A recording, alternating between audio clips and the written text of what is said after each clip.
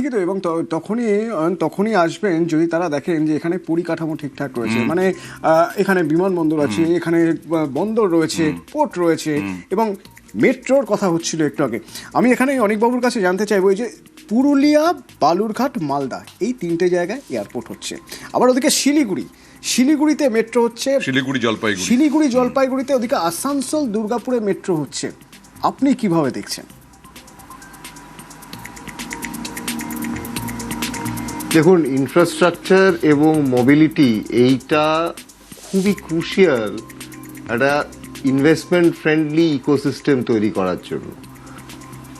আমার মনে পড়ে বামফ্রন্ট সরকারের যখন বামফ্রন্ট সরকার ক্ষমতায় ছিল, তাদের নিজেদের মধ্যে একটা সময় ডিবেট হয়েছিল যে আমরা ইনভেস্টমেন্টের দিকে ঝাঁপ দিই অনেক আগে, ইনফ্রাস্ট্রাকচার ক্রিয়েট না করে, তার ফলে সব কিছুই মুখ থুবড়ে পড়ে।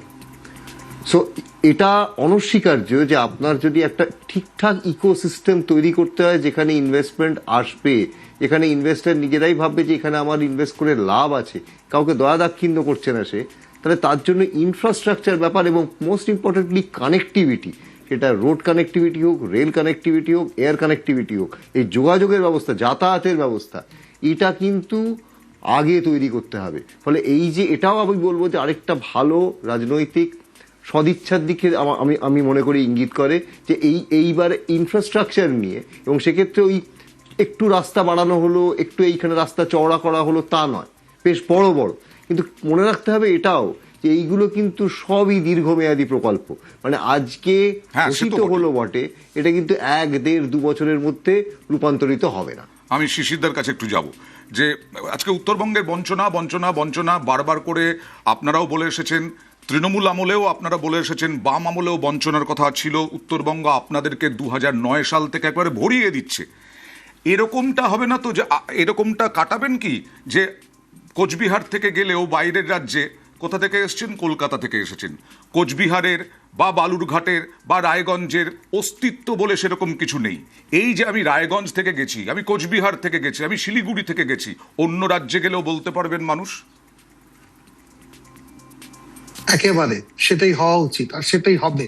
আজকে দেখেছেন বাজেটে একটা ঘোষণা হয়েছে উত্তরবঙ্গে আইআইটি আর আইআইএম হবে। আজকে আমাদের দেশে আইআইটি আর আইআইএম একটা টপ ইনস্টিটিউশন, সেটা উত্তরবঙ্গে হবে, এইমস হবে।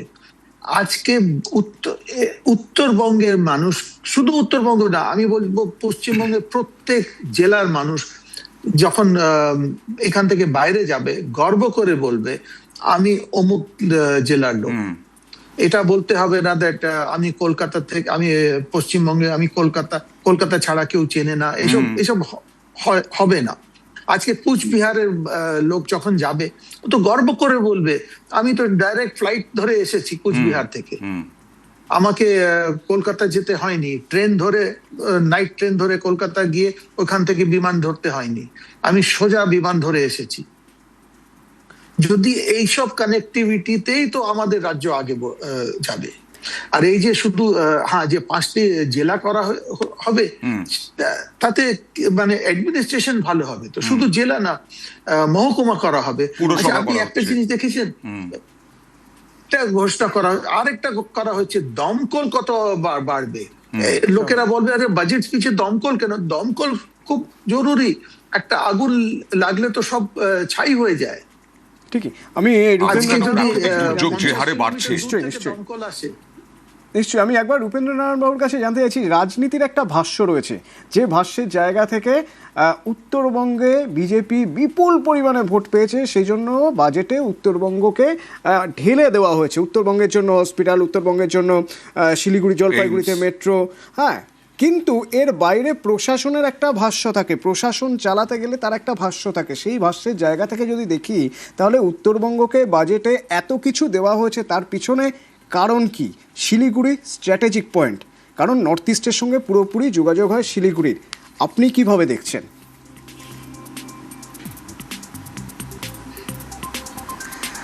দেখুন, আমাদের তো একটা সুষম উন্নয়ন দরকার। শুধু কলকাতায় উন্নয়ন হলে তো পশ্চিমবাংলার উন্নয়ন হবে না। ঠিক।